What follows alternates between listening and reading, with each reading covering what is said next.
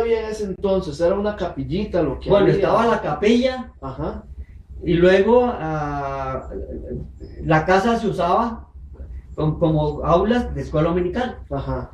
Entonces, cuando ya se pasaba a la enseñanza de la Biblia, se pasaba a los cuartos de la casa, que estaba, bueno, a un lado y al fondo, ¿verdad? Y ahí había un patio pequeño y después seguía la casa de mi esposa. Ajá, de cierto. mis suegros. ¿Quién vivía en la casa? ¿Quién vivía en la casa de la iglesia? De la casa de la iglesia vivía don Elías Don Elías. y su esposa. Ajá. Ajá. Y entonces ahí se iba al escuela dominical.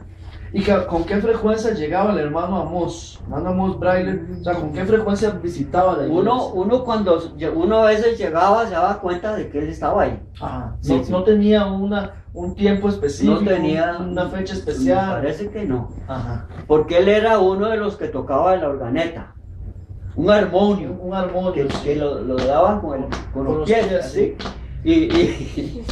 Y el macho gordote, y ahí tocaba y los himnos. Ajá, En sí. esa- En ese entonces, Don Efraín se cantaba sentado Sentados. y con himnario. No me acuerdo que hubiera himno. ¿Recuerda más o menos algún tipo de himno que se cantara? Algo así, alguna frase como cuán grande es él o algo así, no trae algún recuerdo de esos. No, tengo un recuerdo, pero de más viejillo. De más viejillos. De sí. más viejillo sí tengo recuerdos. Porque, bueno, nosotros, yo soy el mayor de 13 hijos. Ajá. Y por la necesidad de ¿qué sería? De encontrar un abrigo mayor, ¿cómo se llama? Humano, un calor humano. El Señor, en su milagro o en su poder, nos proporcionó que de alguna manera llegara a mi casa el Evangelio. Vivíamos allá en el Bajillo Rodríguez, de los Ajá, Rodríguez, Pablo Rodríguez, sí. allá por Llorente Atibás. Ajá. Y entonces desde allá veníamos nosotros ahí a la escuela dominical. Y mis hermanos, conforme iban caminando, yo me los iba llevando para la iglesia. Claro. Entonces en ese tiempo don Elías iba a mi casa, cada vez, una vez por semana, a visitarnos y a ver cómo estábamos. Porque ya cada año un chiquito y yo era el mayor, y entonces él veía que había una necesidad tremenda. Una vez para Navidad, es costumbre, al menos todavía, de que se estrene ropa, Claro. ropa nueva, o se estrene ropa. La cosa es que él se vio que estaba mala situación y que no iba a haber estreno para nada, ¿verdad? La Navidad. Y como éramos, yo no me acuerdo si en ese momento éramos ya 6 o 7, no recuerdo. Entonces, él vio todo calladito, nos visitó, hablamos, oramos, y él luego regresó como a los 3, 4 días con un rollo de tela de un color, como cuál, podía ser azul, así era como azul, tal vez como la tapa de esa Biblia. Y le dice a mi mamá, era camisera, hacía camisa. Entonces le dice, doña Teresa, tome, hágale ropita a los chiquitos para que vayan a la escuela dominical. Entonces mi mamá hizo la ropa, a nosotros nos hizo camisa, pantalones, a las muchachas a las mujeres les hizo vestido. La cuestión es que todos fuimos de un mismo color, como los pisos huérfanos, ¿no? Pero fuimos estrenando a la escuela dominical. Y eso es algo, la acción más linda de don Elías Segura, porque él, no siendo padre, fue pastor y visionario. ¿Qué nacionalidad era él? ¿Qué nacionalidad? Tico. Él era tico, sí. Y Costarricense. más o menos, don Efraín, ¿Qué aproximada edad tenía? ¿Era un hombre tal vez maduro? Sí, yo que él era entre 25, 30 por ahí. Relativamente joven, más era o menos. joven, Sí, sí, era sí, joven.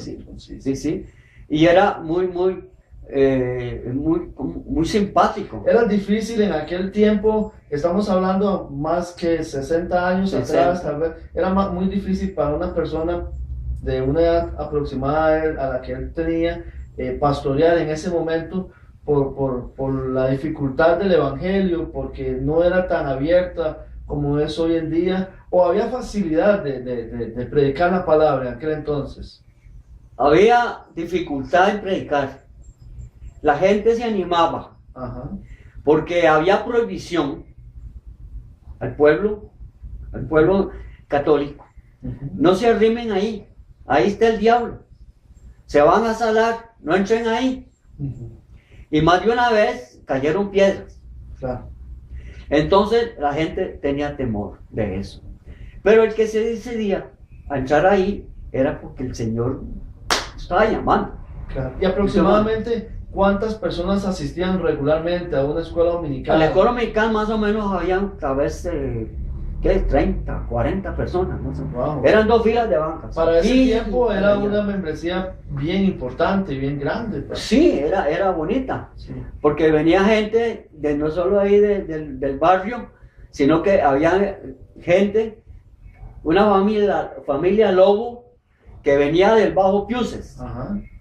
Y otra familia Vargas, don Miguel Vargas, que eran de Colima.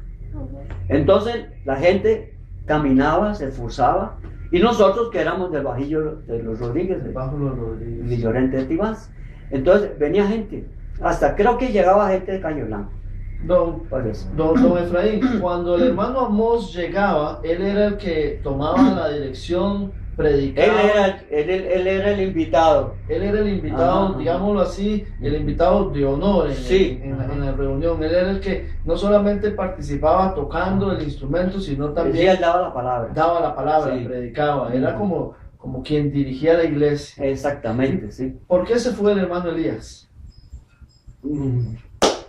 No, yo no sé por qué se fue. Y don Teodoro llegó a la misma posición, o sea, a pastorear la iglesia A pastorear bajo la la iglesia. cobertura del hermano Amós. Sí. ¿Y en qué momento aparece Juan Parker en la historia? Ay, don Juan Parker y ese otro señor que usted mencionó anteriormente, que era... No recuerdo en qué momento.